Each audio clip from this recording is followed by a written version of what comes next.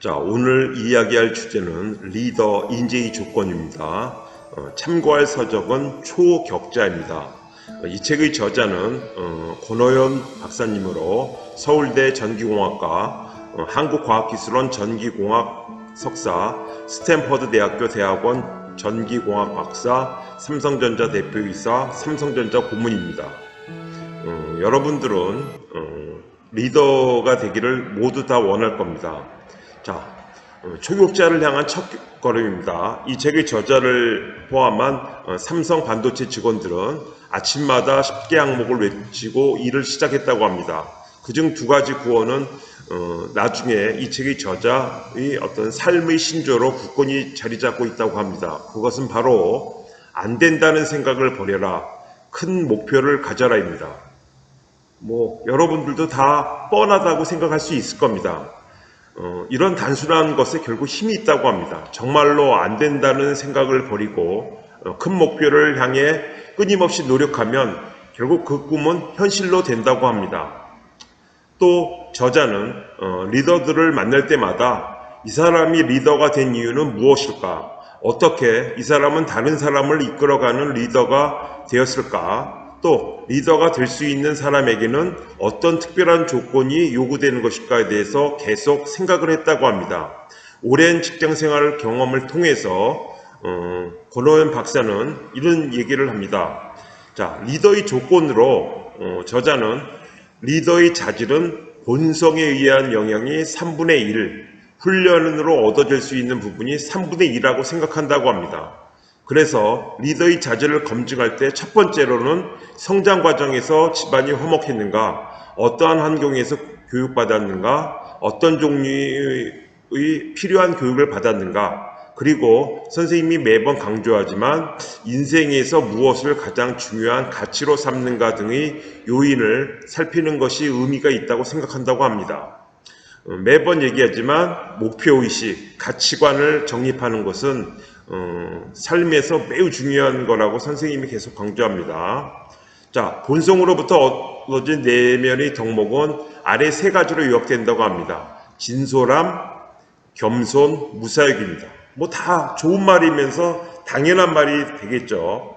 자, 모든 상황을 객관적으로 판단하고 자신의 유불리에 상관없이 관련 당사자들과 솔직하게 얘기할 수 있는 자세, 결국 진솔함이 되고, 겸손이라는 것은 자신에게 부족함이 있다면 누구에라도 배울 수 있다는 생각, 동료와 직원 등 타인에게 행하는 예의 바른 행동이 겸손이 되겠고요. 무사요, 욕심이 없다고 보겠죠. 개인적인 이익을 취하기 위해 절대로 부정한 행동을 하거나 편법을 사용하지 않겠다는 무사역이 되겠습니다. 자, 천성적으로 이런 것을 갖는다면 결국은 훈련을 통해서 꼭 갖춰야 될 조건이 있습니다. 결코 쉬운 건 아닙니다. 통찰력, 결단력, 실행력, 지속력입니다.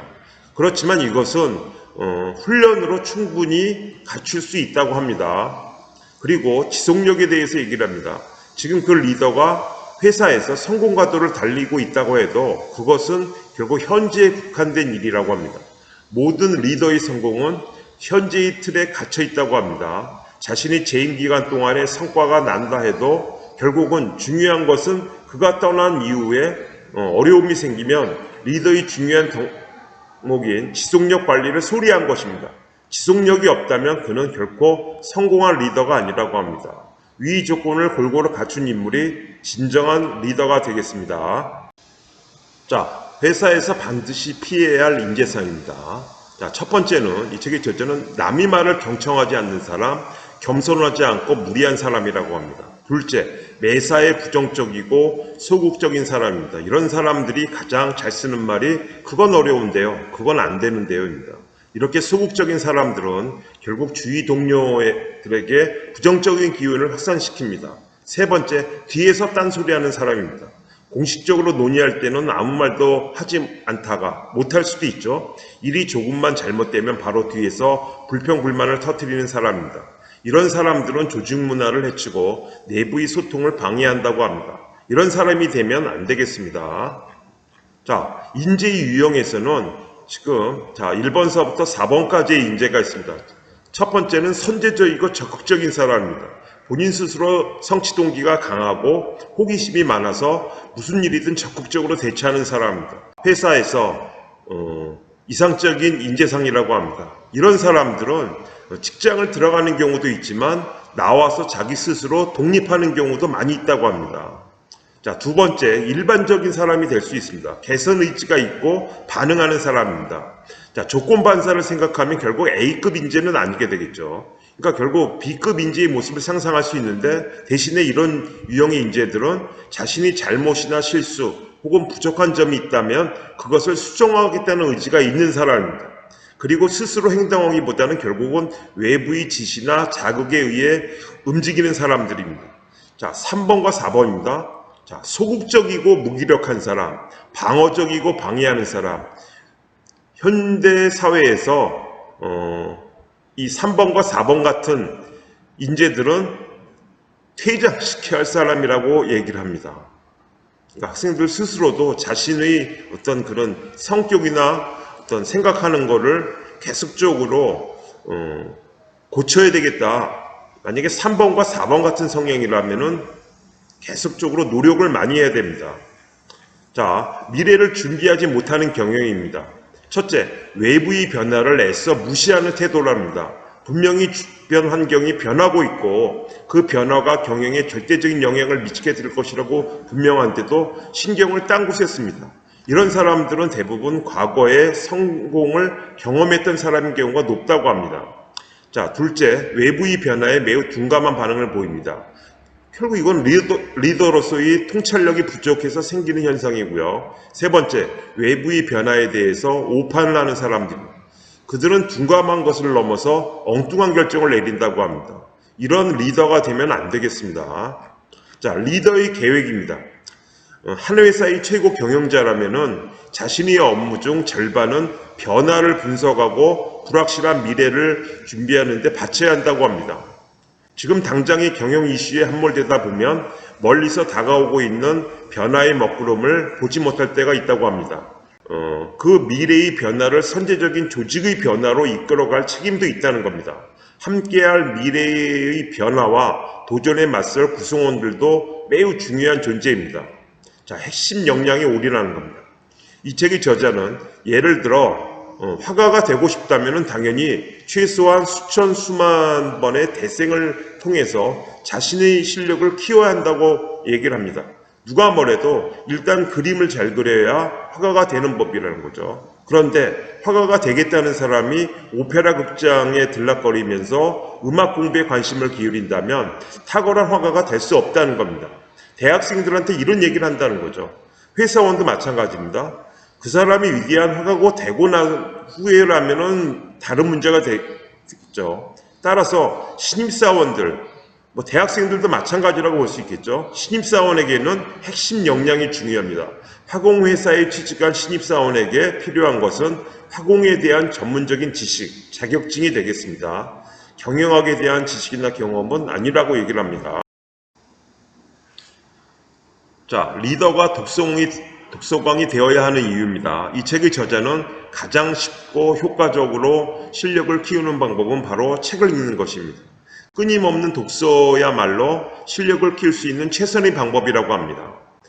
현재 코로나19로 많이 외출도 못하고 집에 있는 경우가 많은데 독서를 많이 하면 이런 장점이 있습니다. 독서는 관심의 영역을 확대하고 사고의 폭을 확장시켜주며 생각의 근육도 키워줍니다.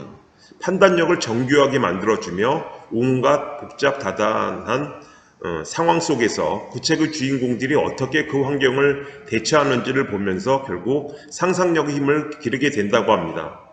이 책의 저자가 좋아하는 쪽은 결국은 진화에 대한 책을 탐독한다고 합니다. 그것이 대부분 생명체에 대한 이야기이고 생명체가 결국은 종족을 보존하고 상황에 대한 최적화를 통해 결국은 생존을 영위할 뿐 아니라 점차 새로운 모습으로 진화되어 가는 과정을 보여주기 때문에 이 진화 관련된 책들을 상당히 좋아한다고 합니다. 자, 생각하는 시간을 더 많이 확보하라는 겁니다. 자, 다양한 방면에 종사하는 사람들과 교류하는 것도 매우 중요하다는 겁니다. 결국 사회생활을 하는 게 중요하다는 거죠. 세상을 다른 방식으로 살아온 사람들과의 만남은 때로는 신선한 충격을 주기도 합니다. 문제를 다르게 접근하는 사람의 방식을 관찰하며 우리가 가지고 있던 사고의 경직성을 발견하면 놀란다고 합니다. 그리고 내부에서 전문가보다는 결국은 외부 전문가와의 만남을 회사라든지 학교 이런 단체에서 적극적으로 추진해야 된다고 합니다. 그들과의 대화하는 과정에서 우리는 생각의 실마리를 찾게 되고 좋은 의사결정을 내릴 수 있는 어떤 기준점을 발견할 수 있다고 합니다.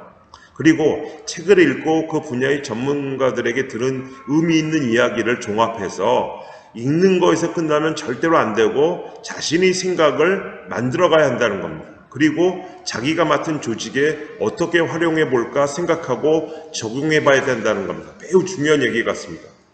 빌 게이츠 같은 탁월한 경영자도 매년 생각 주간을 보내면서 책을 읽고 생각하는 시간에 집중한다고 합니다. 직과 직책이 올라갈수록 일하는 시간을 늘리는 게 아니라 부하들, 직원들에게 일임을 하고 실력을 늘리는 겁니다. 소소한 일에 소모하는 시간을 줄이고 그 시간에 책을 읽고 생각하는 시간을 더 많이 가져야 한답니다. 매우 중요한 얘기 같습니다. 자, 회의에서 의사결정 과정입니다. 이 책의 저자는 라운드 테이블에 둘러앉아서 안건에 대한 토론을 진행하라고 합니다. 그리고 꼭 한 명씩 순서대로 물어보라고 합니다. 어떤 결정을 내릴 것이냐고 물어보고 나서 그 이유에 대해서 왜 그렇게 생각하는지에 대해서 다시 물어본다고 합니다. 그리고 만약 그 간담회에 참석하고 있는 사람의 의견이 거의 일치하면 바로 결정을 하고요. 참석자들의 의견이 일치하지 않는다면 그 모임을 중단하고 내일이나 다음 주에 다시 만나서 이야기해 본다고 합니다. 서로 의견이 다를 때는 우선 의견이 다를 수 있다는 가능성도 열어두어야 한다고 합니다. 자, 인재 배치입니다. 그 사람이 업무에 대한 태도, 생각하는 방법이 매우 중요합니다. 어느 직장이든지 어떤 업무나 사업에 꼭 맞는 인력은 이 세상에서 존재하지 않는다고 얘기합니다. 대신에 긍정적인 태도와 순발력 있는 사고로 결국은 문제 해결 능력이 있는 사람을 찾는 것이 좋습니다. 근데 이것도 상당히 쉬운 얘기는 아닙니다. 따라서 적재적소의 임무를 차지하기 위해서 노력하는 것보다 가능성과 결국은 잠재력을 가진 사람에게 기회를 주는 것이 더 효과적이라고 얘기를 합니다. 자, 직원이 오너십을 갖게 하는 방법입니다.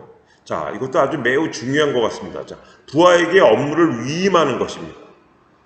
부하들을 불신하니까 결국 리더 자신이 모든 것을 지시하고 감독하고 보고받으려고 한다는 거죠.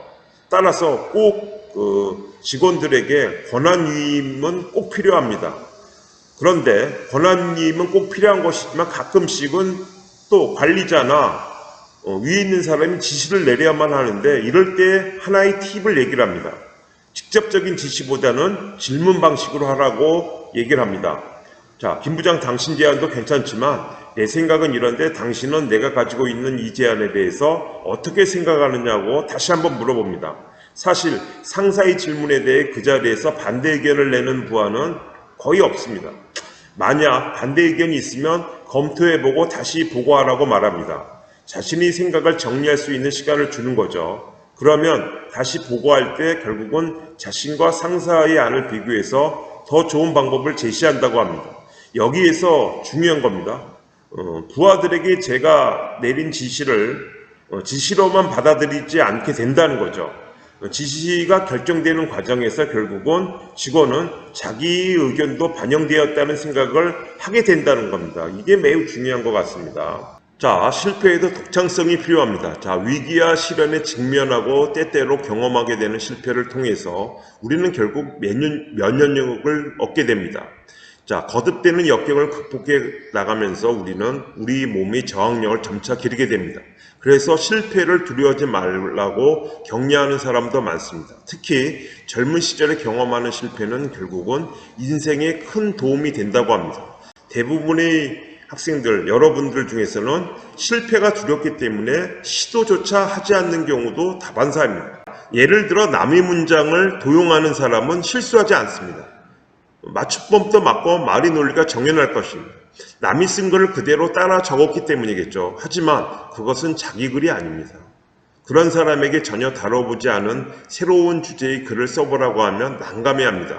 결국 남의 글과 생각을 모방하는 것은 잘하지만 자기 스스로 생각하는 법과 글 쓰는 법을 배우지 못했기 때문입니다.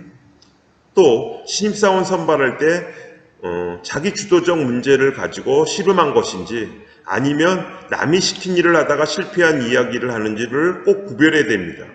인생 스토리를 만들 때도 마찬가지입니다. 자, 주로 대학 입시에 낙방한 이야기, 군대에 가서 겪었던 육체적 어려움들, 외국에 교환학생으로 가서 겪었던 문화적 충격의 극복 과정 등을 이야기합니다. 이런 사례는 이 책이 저자가 봤을 때는 이렇게 생각한다고 합니다. 자신이 원해서가 아니라 그냥 그 사람에게 주어진 환경이었을 뿐이라는 겁니다. 이런 상황에서 극복하는 과정과 자기 스스로 계획을 세우고 실행하는 과정에서 깨달았던 경험과는 완전히 다른 차원이라고 얘기를 합니다. 자, 실수는 체면과 상관이 없다는 겁니다. 실패를 해보지 않은 사람은 절대로 큰 성공을 이루지 못한다고 합니다. 자, 작은 실패의 경험을 통해서 우리는 새로운 면역력을 얻게 되고 큰 어려움이 닥쳤을 때 그것을 헤쳐나갈 수 있는 추진력을 확보하기 때문입니다. 선생님도 마찬가지지만 별로 심각하지 않은 실수임에 불구하고도 직원들 앞에서 체면을 구겼다고 생각하며 그런 사소한 실수를 하면 자신의 리더십 역량이 부족하다고 여긴다고 합니다. 자, 이 책의 저자는 그렇게 생각하지 않습니다. 직원들 앞에서 바로 그것을 인정하고 잘못된 것을 고치겠다는 의사를 표현하는 것이 좋다고 합니다. 그래야만 직원들도 자신의 실수를 결국은 타자지석으로 삼게 될 것이라고 합니다.